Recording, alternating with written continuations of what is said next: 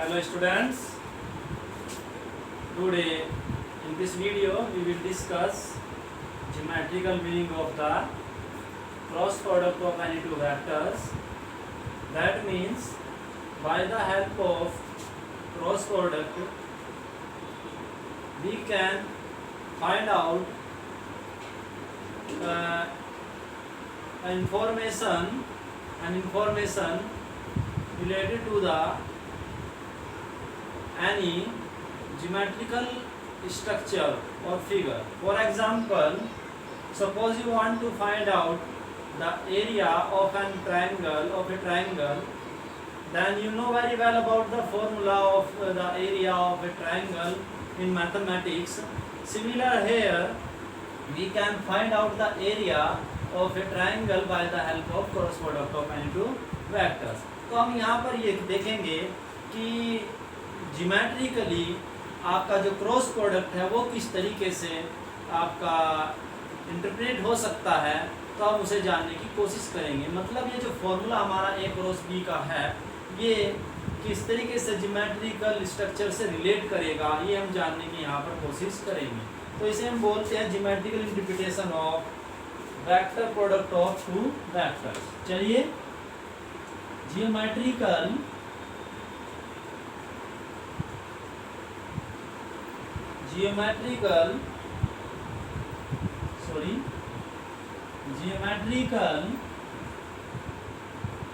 interpretation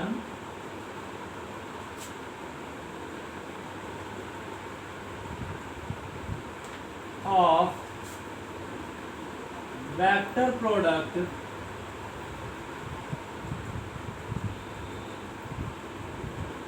of any two vectors. Clear है ना? चलिए अब स्टार्ट करते हैं इस टॉपिक को और हम कंसीडर करते हैं कि आपके पास एक ट्रायंगल है. सपोज ये आपके पास एक ट्रायंगल है और इस ट्रायंगल की जो साइड्स है ये ए है आपकी, ये बी है और वर्टिसेस ये सी है. तो ये एक साइड ए बी हो गई, एक साइड बी सी हो गई और एक साइड आपकी हो गई इसकी सी ए. सपोज कर लेते हैं कि जो आपकी ये साइड है इसके अलोंग जो वेक्टर है वो वेक्टर ए और इस साइड के अलोंग जो वेक्टर है वो वेक्टर बी कंसीडर कर लेते हैं. आप ऐसे समझिए या ऐसे कर लीजिए आप कि इस पॉइंट को आप ओरिजिन कंसीडर कर लीजिए. ठीक है ना? इस पॉइंट को आप ओरिजिन कंसीडर करने के बाद इसे आप पॉइंट ए कह दीजिए और इसे आप पॉइंट बी कंसीडर कर दीजिए. तब ये वेक्टर हो जाएगा आपका बी और ये वेक्टर हो जाएगा आपका ए. ओके, तो यहाँ तक आई थी मुझे लगता है कि आपको क्लियर हो गया होगा.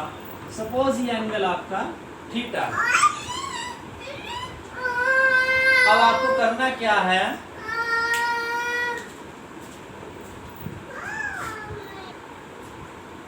चलिए ये वेक्टर ए हो गया, ये वेक्टर बी हो गया. अभी आप वेक्टर को छोड़िए, आपको सिर्फ इतना करना है कि आपको इस ट्रायंगल का एरिया फाइंड आउट करना है. तो चलिए स्टार्ट करते हैं. लेट कर लेते हैं, let vector O A equals to A vector and vector OB equals to vector B. Okay, then अब आपको एरिया फाइंड आउट करना है. Area of triangle A B C, clear ना? Equals to, you know very well about the formula of area of an triangle. तो एरिया जो होता है ट्रायंगल का आपने पढ़ा होगा, तो आप यहाँ पर एक नॉर्मल ड्रॉ कीजिए. ये हो गई इसकी हाइट. क्लियर है ना? तो यहाँ सपोज कर लीजिए ये पॉइंट आपका क्या है एम. तो आपको पता है area of a triangle will be equals to half base into क्या होता है height, base into height, and here half base is OB. Base is OB multiply by height. Height is AM. Height is AM. According to the property of right angle triangle or trigonometric properties, sin theta is equal to perpendicular upon hypotenuse. Then perpendicular is AM in this triangle AOM upon hypotenuse is OA. Okay, implies that AM equals to OA sin theta. Clear? Now OA is, the value of AM put in this, then area of triangle ABC equals to half OB into AM is OA sin theta. Okay, and OB is the magnitude of vector OB and OA is the magnitude of vector OA, because the magnitude of vector OA is the length of vector OB, arrow OB, and the length of arrow OB is OB, and this is like this sin theta. And what is the value of vector OB is vector A,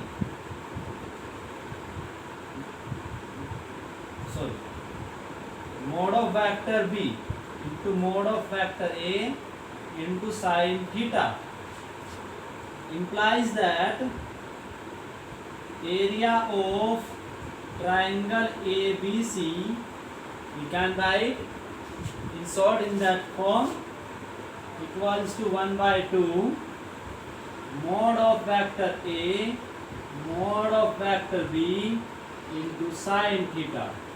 And you know very well that the product of any two vectors is defined as vector A cross vector B equals to mode of vector A into mode of vector B sin theta into n cap. Okay, since vector A cross vector B equals to mode of vector A into mode of vector B sin theta into n cap, where n cap is the unit vector normal to the plane of vector A and vector B in outward direction. Okay, so implies that this is equation first of all, mode of vector A cross B will be equals to mode of vector A against mode of vector A will be mode of A, because यदि आप 5 का mode एक बार लेते हैं वो आ गया आपका 5 -5 का ले लीजिए, अगली बार यदि आप इसका डबल मोड लोगे -5 का तो तब भी वो कितना आएगा 5। क्लियर है ना? तो हम कह सकते हैं कि ये क्या है, मोड ए ही रहेगा, ये मोड बी ही रहेगा, ये आपका साइन थीटा ही रहेगा, बट पॉजिटिव वैल्यू रहेगी, नेगेटिव वैल्यू नहीं होगी। क्लियर है ना? क्योंकि यहाँ पर मोड लग गया। अब आया next step, N cap, mod of N cap. Clear ना? चलिए, ये क्या आपका यूनिट वेक्टर और यूनिट वेक्टर की वैल्यू होती है 1, mod of unit vector is 1, that is this value will be equals to mod of A into mod of B into sin theta. Then from equation first, area of triangle ABC equals to half of mod of vector A cross B. This is the geometrical interpretation of the cross product of two vectors. देखिए यहाँ पर कितना easy हो जाता है, यदि आप किसी ट्रायंगल की किन्हीं दो कोरोस्पोंडिंग साइड्स के अलोग वेक्टर्स को जानते हैं, क्या करते हैं, जानते हैं, तो उसकी हेल्प से, क्रॉस प्रोडक्ट की हेल्प से आप उसका जो एरिया है वो इजीली कैलकुलेट कर सकते हैं। देखिए एक बात का हमेशा ध्यान रखिए, यहाँ पर ये जो है हमने पॉइंट ओरिजिन कंसीडर किया है, बट ज़रूरी नहीं है कि वो ऑलवेज ओरिजिन कंसीडर करें। जनरली क्या होगा कि वो दो कंडीशंस में क्वेश्चन आस्क करता है।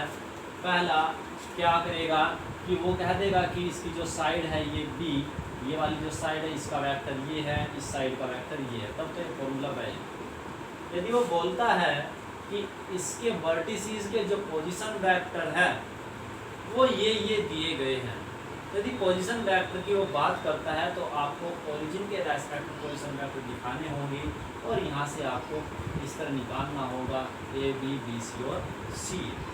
एक प्रॉब्लम करके दिखाऊंगा आपको, उससे आपको अंदाज़ा हो जाएगा, ठीक है ना। तो चलिए ये तो पार्ट हुआ आपका ये। अब आप आगे चलकर देखिए, यदि हम क्या करें कि इसी साइड को आगे की ओर बढ़ाए, और कितना बढ़ाए, जितना ये इसके पैरेलल ये हो। अब इसके पैरेलल आपको एक साइड और ड्रॉ करनी है।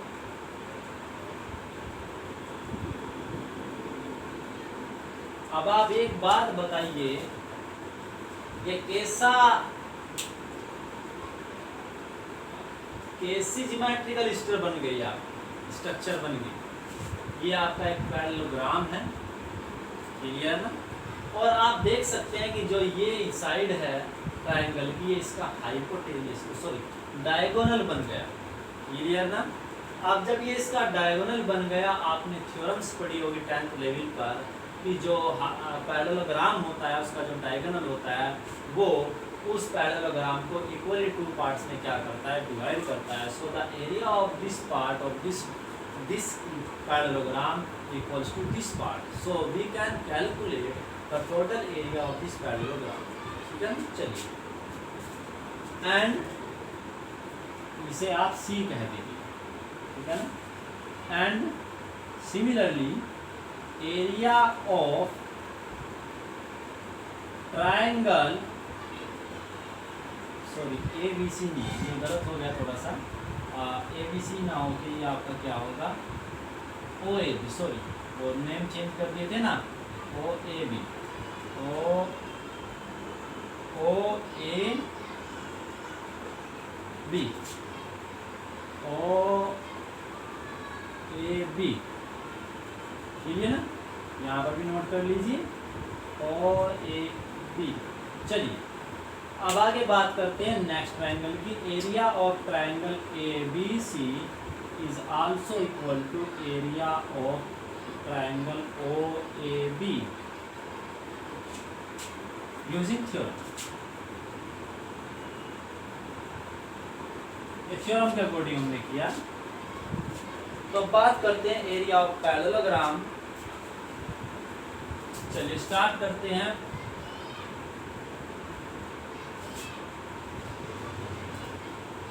सो area of parallelogram O A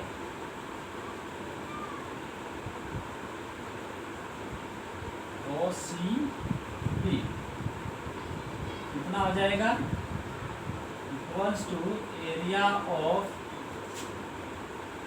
A B C triangle plus area of O A B triangle लगा दीजिए यहाँ पर भी।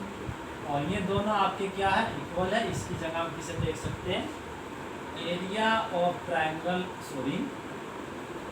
ओ A B plus area of triangle O A B equals to 2 times of area of triangle of O A B, and the area of triangle of OAB is half mod of vector A cross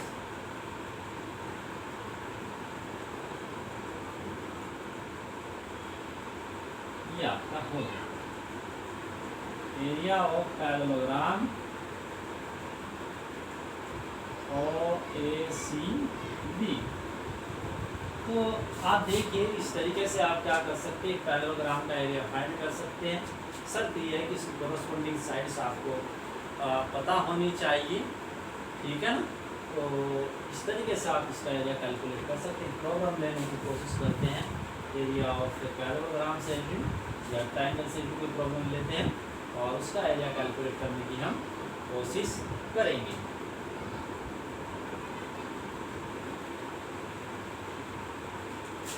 देख लीजिए problem.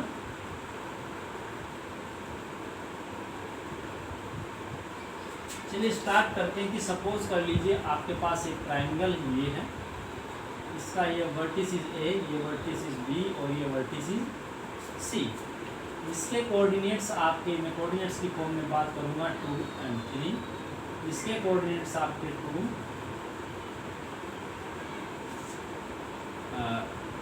0 और -1। इसके coordinates आप ले लीजिए 3, 4 और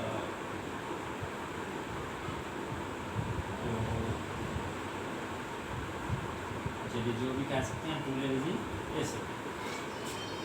अब इसके वर्टिसेस दिए हैं। अब आपको पता है कि वर्टिसेस दिए तो एक पॉइंट आउट हो जाएगा यहाँ पर, और ये पॉइंट्स है तो पॉइंट्स का हम वेक्टर की फॉर्म में जब बात करते हैं तो उसे पोजीशन वेक्टर कहते हैं। तो आपको एक ओरिजिन कंसीडर करना पड़ेगा। वी हैव वेक्टर OA, ये पोजीशन वेक्टर हो गया आपका किसका, A का। ध्यान रखिएगा ये पोजीशन वेक्टर की बात कर रहे हैं, वेक्टर की नहीं हुआ है, इसलिए मैं थोड़ा चेंज किया आपका question. I + 2j + 3k vector OB, ये पोजीशन वेक्टर से नॉट वेक्टर A।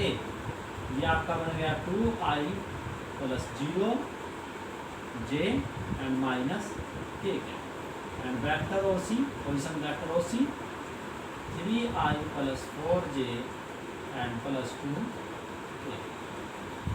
आपको चाहिए क्या, आपको चाहिए AB। क्या चाहिए, AB। यहाँ पर आपको OA चाहिए था, पहले से ही आपके पास OA था, कोई कोरस्पॉन्डिंग साइड्स आपको चाहिए। देन वेक्टर आप AB निकाल लीजिए, B निकाल लीजिए, ऑर्डर यहाँ डज नॉट मैटर, ठीक है ना, क्योंकि मोड लिया गया है तो निगेटिव पॉजिटिव सब आपका पॉजिटिव हो जाएगा मोड के कारण। AB कैलकुलेट कर लीजिए, vector AB will be equal to vector OB minus OA। ये आपको बताया गया था formula, final position minus initial position. Derive भी कराया था मैंने डिस्प्लेसमेंट वेक्टर में। चलिए OB is 2i 0j and -k cap -i -2j cap -3k। This will be equals to 2 - 1 is I, 0 - 2 -2j, minus is 4k। Similarly एक BC का calculate कर लीजिए, BC will be equals to OC minus OB and this will be equals to OC is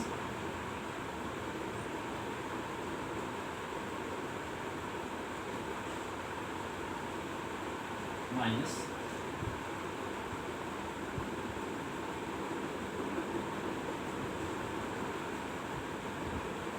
A minus 2 is I,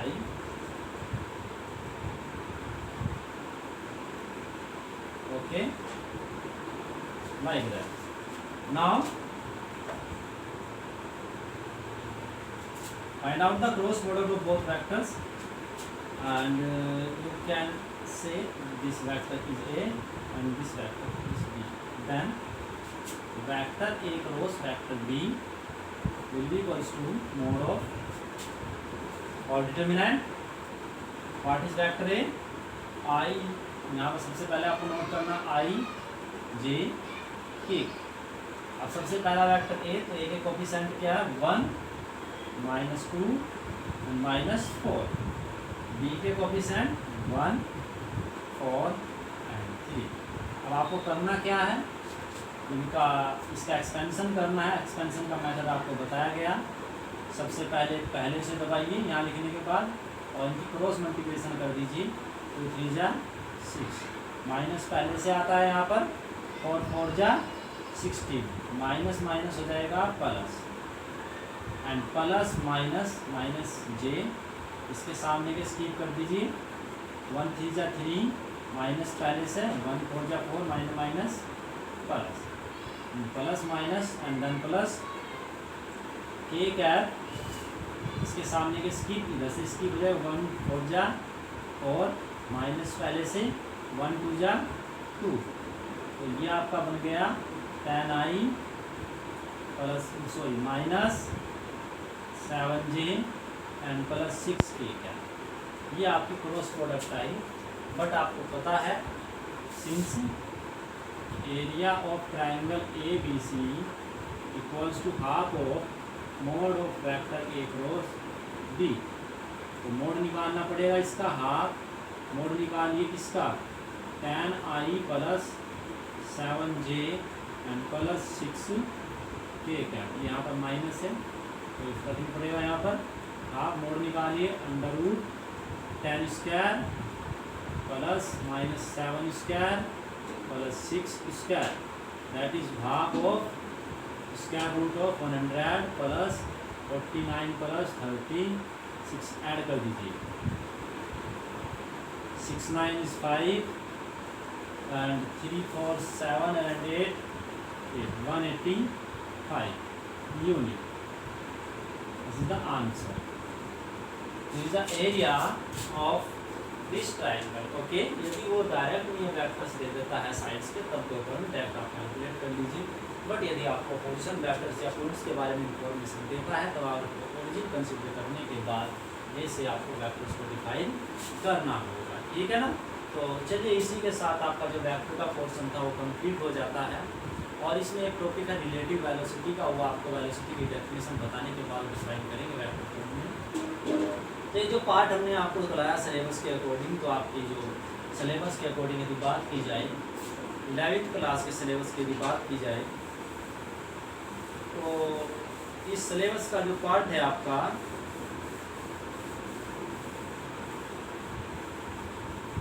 तो इसमें जो आपकी first unit है physical world and measurement, उसमें आपका physical world unit and measurement complete हो गया है।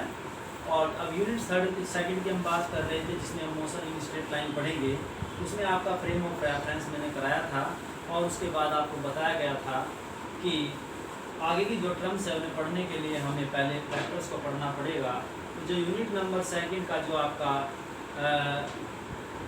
Motion in a plane part है, उसमें से हमने ये टॉपिक कराए हैं, और उसका ये मानकर चलिए कि मैक्सिमम पार्ट आपका फिनिश हो गया है। तो बचा जो पार्ट होगा आपका, वो आपका जब आपकी मोशन स्टार्ट करेंगे तो उसमें कराया जाएगा। तो इसी ये मानकर चलिए कि नेक्स्ट सेशन में आपका अप्रोक्सीमेट इसी वीक में जो अप्रोक्सीमेटली आपका ये मानकर चलिए कि 2 यूनिट आपकी कंप्लीट हो जाएगी, और उसके बाद हम जो यूनिट स्टार्ट करेंगे वो आपकी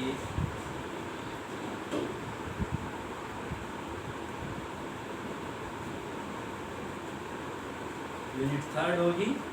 और यूनिट थर्ड में आप मान कर चलिए कि हम लॉ ऑफ मोशंस पढ़ेंगे, जो आपने 9th क्लास में स्टडी किए थे, जिसमें लॉ ऑफ मोशंस होंगे आपके। तो इसे करते रहिए, और ठीक है ना। तो यहाँ तक आपका वेक्टर से रिलेटेड पार्ट था जो आपका कंप्लीट हो गया है। Okay, thank you.